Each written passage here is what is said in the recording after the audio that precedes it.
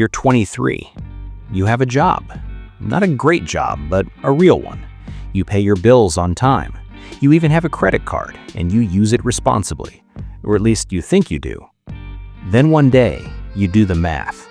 And you realize that despite working for 2 years, despite making every minimum payment, despite doing everything the way you were told to do it, you actually owe more today than the day you started. That shouldn't be possible, but it is. You didn't go on a shopping spree. You didn't lose a bet. You just lived. And somehow that was enough to fall behind. Here's the part nobody warns you about. This story isn't rare, it's normal. This is not a story about people who are bad with money. This is a story about a system designed to be misunderstood, and it is working exactly as intended. Right now, Americans under 35 hold over $1.1 trillion in debt. That includes student loans, credit cards, auto loans, and buy now, pay later services. And here's the part that should unsettle you. The fastest growing portion of that debt isn't from overspending. It's from people who never earned enough to begin with. People who borrowed just enough to stay afloat and then watched the water rise anyway. So let's walk through how this actually happens, step by step. No lectures. It starts earlier than you think. Before you were old enough to legally buy a beer, the system has already made its first move on you. College. The pitch is simple. Go to school, get a degree, earn more over your lifetime. And statistically, that last part is still true. Degree holders do earn more on average. But here's what the brochure doesn't show you. The average student loan borrower in the United States graduates with about $37,000 in debt. Interest rates vary, but many sit between 5 and 8%. That doesn't sound catastrophic, just a number. Until you see what that number does over time.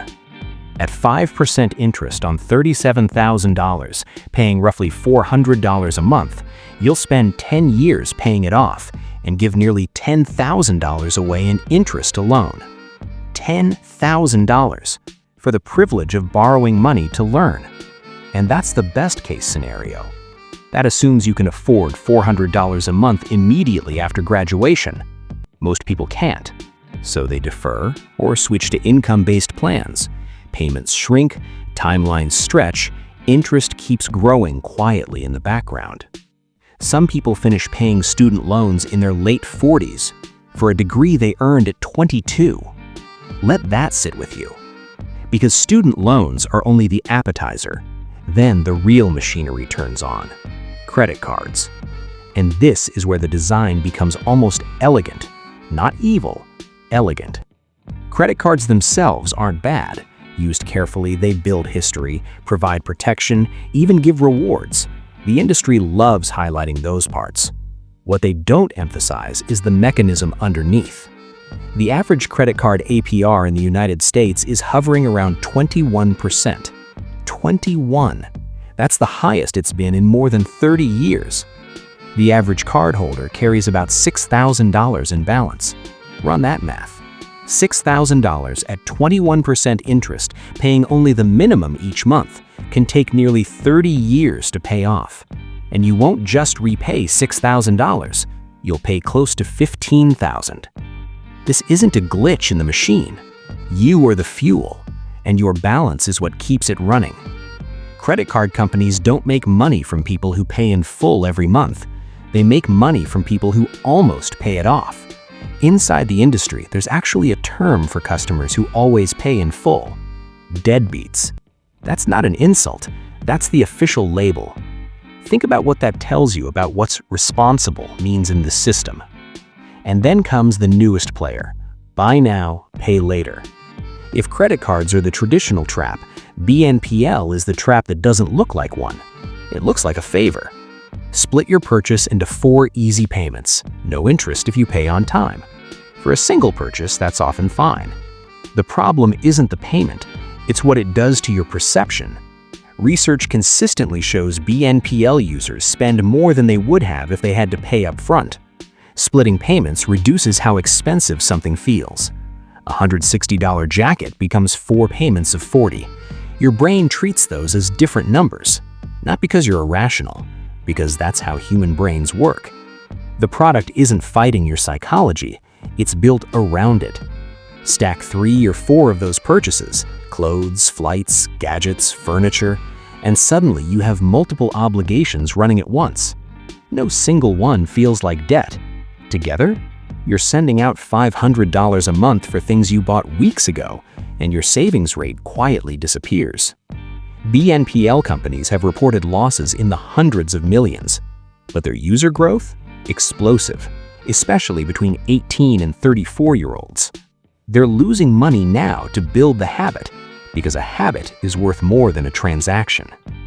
Now zoom out, because this is where it gets uncomfortable. Young adults today are entering a fundamentally different economy than previous generations. Inflation-adjusted home prices have more than doubled since 1990. Entry-level wages haven't kept pace.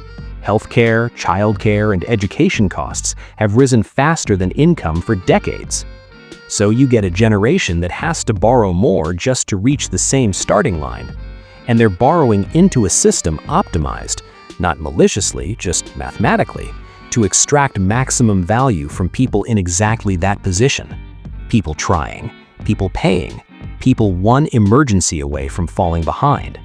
A medical bill, a car repair, reduced hours at work. Those aren't catastrophes, they're life. But if you're already operating on thin margins, they become tipping points. Here's the quiet irony at the center of all this. For decades, young people have been told, build credit, use credit, leverage debt as a tool. And that advice isn't wrong. Credit really has helped people buy homes, build businesses, and change their lives. Debt can be a tool, but the distance between tool and trap is razor thin, and it moves with your income. A $37,000 loan is manageable at $70,000 a year. It's crushing at $32,000. The system doesn't adjust for what you earn. Minimum payments don't negotiate, and the 3-digit credit score that quietly controls where you can live, what you can buy, and sometimes even where you can work, rewards you for borrowing and penalizes you for not having borrowed enough. You are graded, in part, on how well you play a game that can bankrupt you. So what's the conclusion? There isn't a clean one. There's no single villain, no single regulation that fixes everything, no course that fully prepares you for living inside interest while rent is due. This isn't a conspiracy, it's an optimization problem, and you're part of the equation. Optimized for people who already have money, with everyone else providing the margin.